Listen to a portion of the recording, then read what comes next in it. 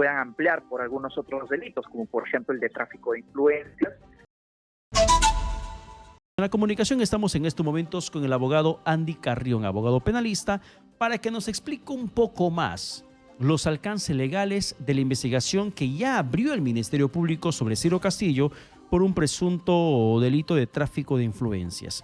Doctor Carrión, ¿qué tal? Buenas noches, bienvenido a Exitosa. Muy buenas noches, Pedro, y gracias por la invitación. Doctor Carrión, tráfico de influencias. Usted, de hecho, que conoce mucho más en el tema legal lo que eso significa, pero ¿eso se habría perpetrado en este caso en particular del gobernador regional de Callao? Debemos de recordar, Pedro, que en base a la información que se ha vertido por la propia Fiscalía, el delito por el cual viene siendo investigado desde el día de hoy el gobernador regional es por el delito de negociación incompatible. Naturalmente también cabe la posibilidad que en adelante, o sea, la progresión propia de la investigación, puedan ampliar por algunos otros delitos, como por ejemplo el de tráfico de influencias o algún otro delito que sea por conveniente, como el nombramiento ilegal, por ejemplo, ¿no? El hecho de haberla nombrado sin que ella cumpla con los requisitos de ley.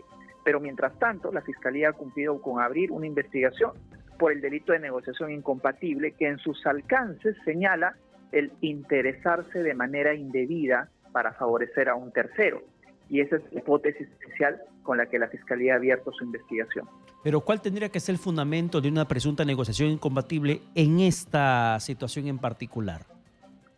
Bueno, en esta situación, al menos fácticamente, se parte del hecho de que el gobernador regional se habría interesado de manera indebida para que dentro de la administración pública sea favorecida esta trabajadora con los emolumentos que tú acabas de mencionar, y además un punto importante, sin que cumpla con los requisitos que se establecen para el ejercicio propio de este puesto.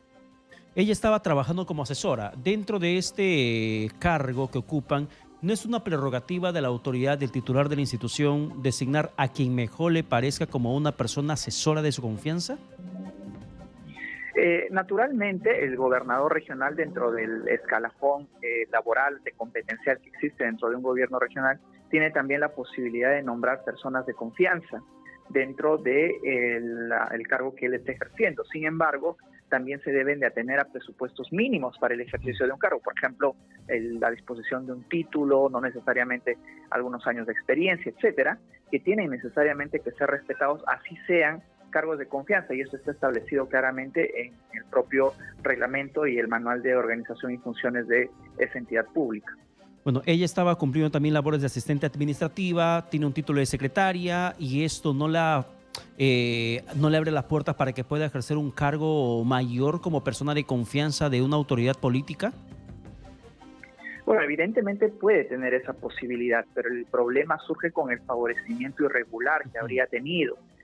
Aquí, digamos, el tema de la relación sentimental es un punto inicial bajo el cual la Fiscalía sospecha que se habrían dado algunos favorecimientos que incluso, y tú citaste al informe periodístico que inició todo ello, se sospechaba de que ella más bien tenía influencia sobre otras oficinas, sobre otros funcionarios del propio gobierno regional, y es a partir de ello que luego se indaga y se encuentra con que en rigor había una relación sentimental que habría apuntalado el favorecimiento hacia esta persona. ¿Y cómo evita que esta situación siga avanzando dentro de la investigación fiscal? Con la salida de la beneficiaria, en este caso hablamos de Elvira Mandalengoitia Cajal, que es la beneficiaria de estas presuntas irregularidades. Con su salida, su despido de la institución, listo, ¿se zanja el problema? No necesariamente, Pedro, porque si ha habido algún tipo de favorecimiento, algún tráfico de influencias, el hecho de que ella salga del puesto que ostentaba hasta el día de ayer no significa de que también con ello ya vaya a anularse la investigación y que no paguen si es que han cometido algún tipo de delitos. Yo creo que más bien es contradictorio, porque incluso hubo un pronunciamiento formal por parte del gobierno regional, si no me equivoco, en marzo de este año, en el que sostenía de que los funcionarios estaban bien elegidos y que no había ningún problema, pero ahora despedirlos implica como un cierto reconocimiento de que había alguna irregularidad, con lo cual es contradictorio que primero se afirme que no hay ninguna irregularidad y luego proceda más bien a ser despedida. Ahora, ¿tiene mucho que ver el término sueldo utilizado dentro de este presunto beneficio? Porque se habla de ello, de que se le habría incrementado el sueldo de forma irregular, sin cumplir las condiciones y para el cargo que estaba ejerciendo, que se le pasó de 5.000 a 10.000 soles en un solo mes, luego del beso que fue captado dándose Ciro Castillo con esta persona, Delvira Mandelegoitia. ¿Tiene mucho que ver que se hable de sueldo? Porque cuando hablamos de locadores no hablamos de sueldo per se. Son servicios que entregan como terceros dentro de una institución, doctor Carrión. En efecto, lo que sucede es de que cuando se hace ese tipo de contrataciones como locación de servicios, ellos no perciben en rigor un sueldo, es decir, un monumento mensual, sino que más bien los pagos se realizan para, por ejemplo, cubrir el pago de 3 meses y que en los 3 meses, si el pago es 5.000 soles por mes, pues entonces se le hace el pago del total que serían de 15.000 soles.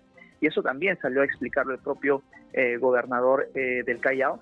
Sin embargo, ya como lo hemos manifestado hace un momento, el problema no está en rigor en que ella ocupe un puesto de trabajo, sino los supuestos favorecimientos que habría tenido para ello, basándose en una influencia que tiene como precedente una supuesta relación sentimental. O sea, aquí ya no tiene mucho que ver el tema del monto que ha cobrado, sino el beneficio económico por la relación sentimental que habrían sostenido.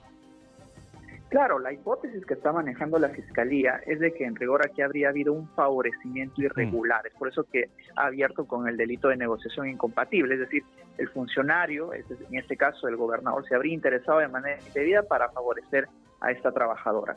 El tema de los honorarios o del sueldo, aunque se confunde cuando es locación por servicios, no tendría en este caso todavía la relevancia dentro del ámbito de la investigación, porque habría que ver si es que esta subida, el incremento de los honorarios, por ejemplo, se debió precisamente a un interés indebido por parte del propio gobernador y que implicaba que se perjudique, por ejemplo, a la institución pública. Eso será motivo justamente ahora de investigación. Claro, no confundamos lo mediático de lo legal o de lo ilegal. Lo mediático puede ser, wow, le elevaron el sueldo luego de besarse de 5.000 a 10.000 soles. Pero desconocemos que órdenes de servicios acumuladas fueron pagadas y no necesariamente que represente incremento del pago que ayer le daban.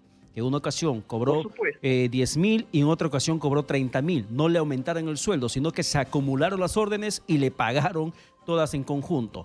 Eso es lo mediático y lo escandaloso, pero no necesariamente lo mediático y escandaloso termina siendo la comisión de un delito. Por supuesto, Pedro, tal como tú lo acabas de señalar, ¿no? Y la Fiscalía va a centrar su investigación en algún favorecimiento que no necesariamente se materialice en el honorario que ella percibía, sino si es que, por ejemplo, para nombrarla a ella, hizo gestiones entre otro funcionario público, o si de verdad evaluaron en algún momento el perfil para que pueda ser ocupado por esta persona. Y recordemos de que este es el inicio de la investigación. Lo que va a suceder en adelante es en base a las diligencias. Él va a tener que ir a declarar, también va a tener que ir a declarar, por ejemplo, la persona que ha sido favorecida, entre otros funcionarios, que pueden incluso abrir otras hipótesis distintas de investigación y no concentrarse únicamente en el delito de negociación incompatible, sino también, por ejemplo, abrir una línea de investigación por el delito de tráfico de influencias o el nombramiento ilegal, ¿no? El hecho de haber presentado incluso documentación falsa podría dar pie a que se investigue también por el delito de falsedad, ¿no? Claro, pero ahí recaería directamente sobre ella, ya no sería sobre el gobernador Ciro Castillo. Exactamente, ¿no? Las conductas siempre son individualizadas y en este caso el despliegue de la falsedad del documento, el aportarlo para obtener un puesto de trabajo, implica necesariamente de por sí ya una línea de investigación distinta que va a tener que centrarse solamente en la persona favorecida por haber presentado esta documentación que hasta el día de hoy se está ventilando de que sería falsa. Dentro de la función pública, doctor Carrión, existe el MOF, el ROF, donde te especifican las condiciones, los requisitos, los perfiles para un cargo de confianza o un cargo de alta gerencia, o al menos también para asesores. Y también las funciones que estas van a cumplir en cuanto sean designadas. El no cumplir los lineamientos del ROF, del MOF, ¿son faltas o son delitos? Porque por allí también podría ser el caso. Si esta persona terminó siendo designada irregularmente en un cargo, ¿esto qué significa bajo la responsabilidad del titular de la institución, en este caso Ciro Castillo? ¿Un delito o una falta? Bueno, aquí tenemos que ser claros en señalar, Pedro, de que también el hecho de nombrar a una persona que no cumple con el perfil Y también la persona que asume ese puesto, al ser nombrado sin cumplir el perfil, pueden estar incursos en el delito de nombramiento ilegal de funcionarios. Como delito. Que es un delito que está recogido en nuestro Código Penal. Y de hecho, ese es uno de los elementos de que seguro va a ser parte de la investigación en adelante. Nombrar como funcionario público a otra funcionaria o funcionario que no cumple los requisitos de ley, de acuerdo al Código Penal, se sanciona y es calificado como delito. Ya, y en este caso la vinculación es directa, en este caso que estamos hablando, la vinculación de la designación del cargo es directa con Ciro Castillo. No necesariamente, el gobernador no es que se ocupe de designar a todos los funcionarios, debe haber un área, por ejemplo, de recursos humanos o los mismos funcionarios que se encargan de nombrar a estas personas a recomendación del propio gobernador. Es por ello que las investigaciones también tienen que apuntar en esa dirección, es decir, qué funcionarios han participado, no solamente dando el visto bueno, sino también en todo el proceso para elegir y contratar finalmente a esta persona. Y también si se han seguido o no los procedimientos de debida diligencia, porque tú entenderás, Pedro, que en el ámbito de la administración pública siempre se siguen parámetros y directrices muy específicas establecidas en el reglamento, el manual de organización y funciones, es decir, es sobre reglamentado trabajar, laborar para una institución pública, y es eso lo que precisamente tiene que investigarse en adelante. Exactamente, por eso le mencionaba el tema del ROF y del MOF. Pero, doctor Carrión, para ir cerrando, si en el documento que de hecho que van a pedir, o de hecho que han recogido en la Fiscalía durante esa intervención que hicieron el día de hoy en el Gobierno Regional del Callao, no figura el nombre de Ciro Castillo en la designación de esta persona, de Elvira Mandalengoitia, ¿esto es un atenuante a su favor? No necesariamente, porque debemos entender de que los delitos que generalmente se cometen dentro de la administración pública, como el nombramiento ilegal, el tráfico de influencias o incluso el delito de negociación incompatible que viene siendo investigado el día de hoy, se suele realizar por interpósitas personas, ¿no? Es decir, sugiere a otro funcionario que contrate a otra persona, o sugiere a su gerente, al quien lidera el área de recursos humanos, que contrate a esta persona. Entonces, no necesariamente está siempre o figura siempre la firma del gobernador regional, porque él no se ocupa de todo, pero sí sugiere o en ocasiones da órdenes para que se contraten a determinadas personas.